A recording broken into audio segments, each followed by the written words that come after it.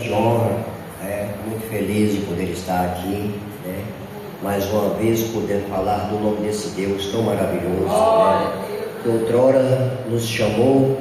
Não sei qual foi o cativeiro onde Ele encontrou a cada um de vocês, mas o meu nome é José, eu venho de uma família de 7 irmãos, do qual meu pai e a minha mãe, eles eram espíritas.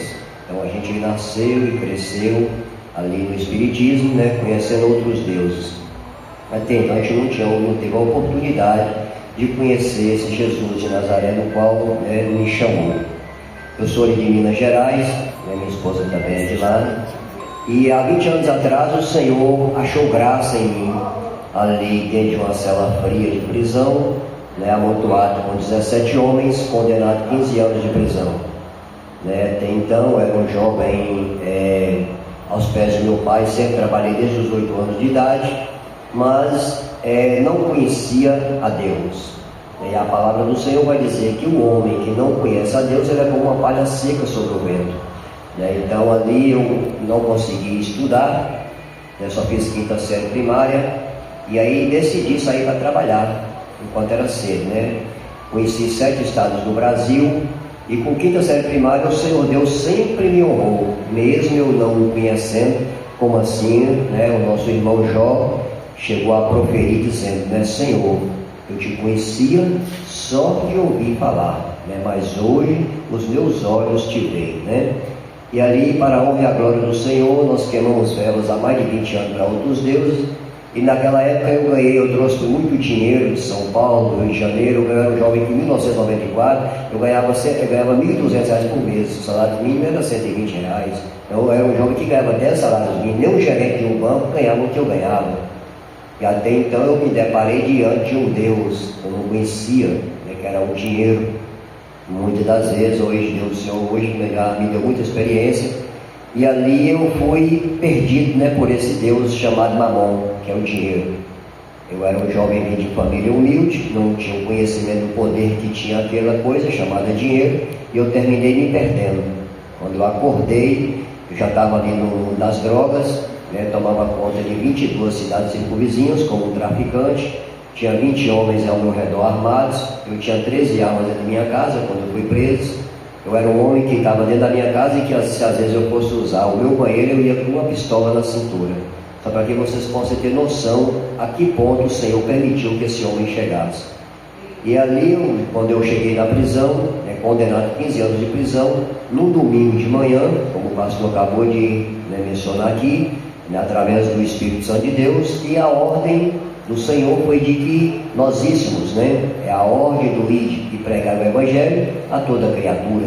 E naquele domingo de manhã eu tive a oportunidade daquele pastor estar ali dentro daquela cela ali, na cadeia, pregando no domingo de manhã, e aí foi onde é que eu ouvi falar desse Jesus de Nazaré, que ainda que o homem estivesse morto, ele viveria.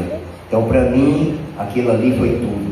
E o que ecoava em meu coração naquela manhã era a palavra impossível, porque eu já estava condenado, 15 anos de prisão, toda a minha situação financeira tinha descido a estaca zero, então praticamente meu coração era só, o que ecoava era que praticamente ali era meu fim. Eu não suportaria ficar por 15 anos preso, e muito menos que eu não tinha dinheiro para poder pagar um advogado, não tinha conhecimento nenhum. Então essa palavra ecoava dentro do meu coração com muita força. E naquela manhã Deus levou aquele homem ali, justamente pregando aquela passagem do jovem rico, aonde que lá no final vocês vão ver, que Jesus fala para aquele jovem rico vender tudo e seguir. O jovem rico fala que não, e aí Jesus lá na frente vai dizer que para os próprios discípulos, que é mais fácil o camelo passar no fundo de uma agulha do que um rico herdar o reino dos céus. Aí os discípulos, então, agora a Bíblia vai dizer que eles ajuntam em Jesus e perguntam, mestre, mas peraí, então a gente não está sem compreender. Afinal de contas, todo homem que nasce sobre a face da terra, o sonho do seu coração é ser um homem bem sucedido financeiramente. Mas aí onde é que Jesus vem agora para ele e diz, mas aquilo que para o homem é impossível, para Deus é possível. Aleluia! E aí aquela palavra, ela veio como uma flecha ao meu coração, e nunca mais eu abri mão desse Jesus. formei uma aliança com Ele, de quanto vida eu tivesse nessa terra, eu proclamaria o seu nome, de que Ele é um Deus que muda a história, Ele é um homem que transforma vidas e que tira o homem do mundo e faz sentar à mesa dos príncipes. É um Deus fiel e que honra a sua palavra a cada momento, a cada instante. Eu sou uma testemunha viva de que o Senhor é vivo e reina para todo sempre. Amém? Quero deixar aqui só uma mensagem aqui do qual Deus tem falado muito ao meu coração essa semana. Amém, amados? É coisa rápida. Glória a Deus. Aleluia. Amados irmãos, essa passagem ela tem me chamado muita atenção nessa semana, porque pensa numa semana assim de muita tensão, né, do qual eu estou vivendo. Porque todos nós temos nossas guerras. Ainda que servimos a um Deus Todo-Poderoso, nós temos nossas guerras. Porque o próprio Deus, Ele permite que nós vivemos essas guerras para que nós agora o defendemos. É o que Deus colocou em meu coração nessa semana, porque eu comprei esse imóvel. O Senhor me presenteou com esse imóvel aqui, mas vocês não têm noção da batalha que foi travada nas alturas, né? O Satanás, para que eu viesse ser envergonhado. Mas em nenhum momento eu me prejudiquei, o adversário ele cavacou de um lado, cavacou do outro, e eu me permaneci com uma palavra bonita aqui.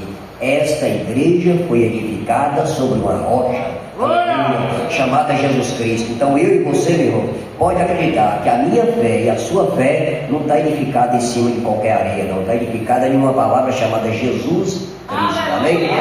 Então o Senhor falou muito forte em meu coração em relação a tudo aquilo que eu estava vivendo essa semana. Segundo no livro de 2 Reis, capítulo 1, do verso 1 ao verso 8, que diz assim: E depois da morte de Acabe, Moabe se rebelou contra Israel, e caiu Acasias pelas grades de um quarto alto que tinha em Samaria, e adoeceu. E enviou mensageiros e disse-lhes: Ide, e perguntai a Baal-Zebub, Deus de Ecrom, se sararei desta doença. Mas o anjo do Senhor disse a Elias, o tisbita: Levanta-te, sobe para te encontrares com os mensageiros do rei de Samaria, e diz-lhes: Porventura não há Deus em Israel, para irdes consultar a Baal-Zebub, Deus de Ecrom? E por isso assim diz o Senhor: Da cama a que subiste não descerás, mas sem falta morrerás. Então Elias partiu. E os mensageiros voltaram para ele e eles lhes disse: Que há que voltastes?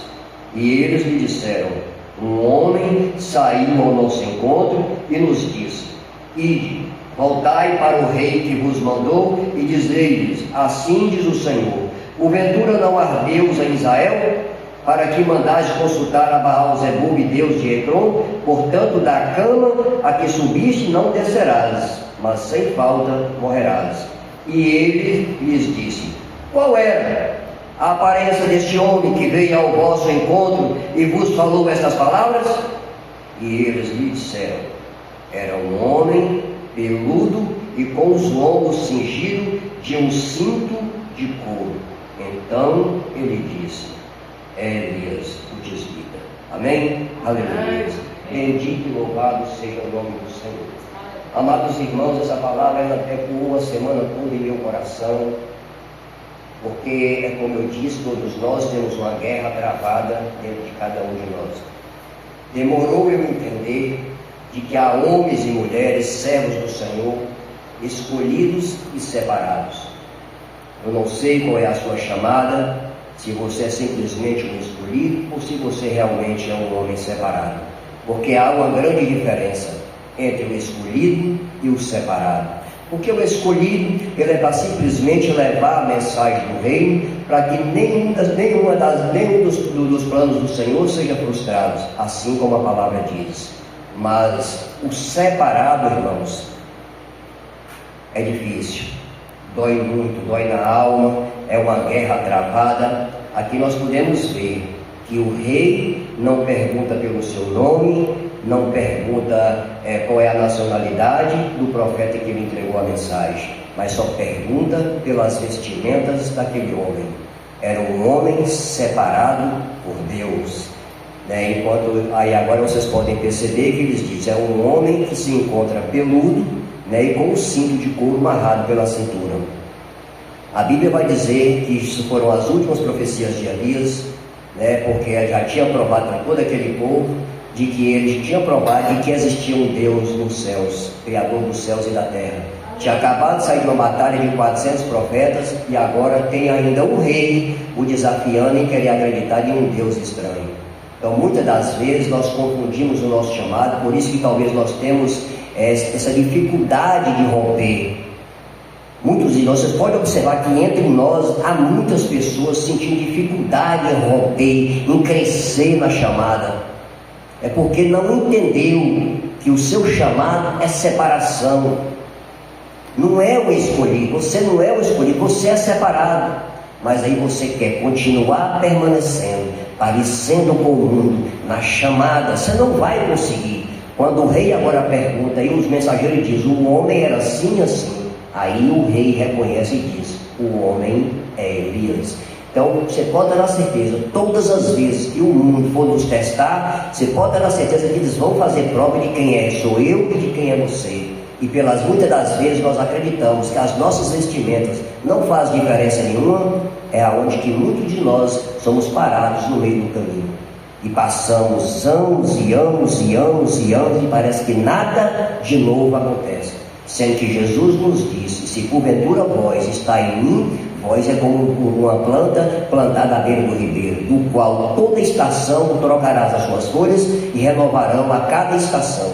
Então muitas das vezes, irmãos, nós não vivemos o novo, né, uma novidade de Cristo por conta dessa situação, de não entendermos que nós não fomos escolhidos e sim separados, né? Porque é muito difícil separar, né, querer abrir mão dessa coisa linda, maravilhosa que está no mundo aí chamada pecado.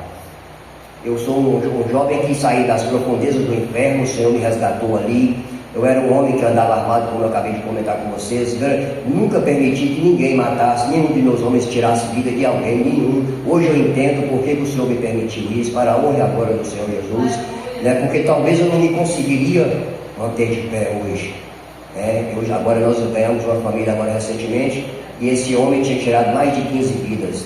Essa semana foi uma semana travada de oração, né? Eu tenho muitas pessoas nesse Brasil de fora a fora que são meus amigos, que é ali intercedendo para poder, aquele espírito da morte não ter o poder. E o Senhor me chamou para poder resgatar aquelas vidas desses jovens que estão condenados pela vida e pelo crime organizado, já retirar eles da sepultura e trazer para a vida novamente. Esse é o meu chamado. É como o pastor falou, não sou muito de igreja, aquela coisa não. Meu negócio é lá na rua, nas esquinas, nas favelas, e em busca daquelas almas que praticamente estão condenadas à morte. Esse é o meu chamado, né? E aí esse jovem estava ali, já nós percebemos que ele tinha deixado a barba crescer, como que estava com a pistola na cintura, nas pernas ali, que ele estava prestes a tomar uma atitude. E aí nós tivemos que descer em oração ali de joelho para que aquela alma viesse manter de pé.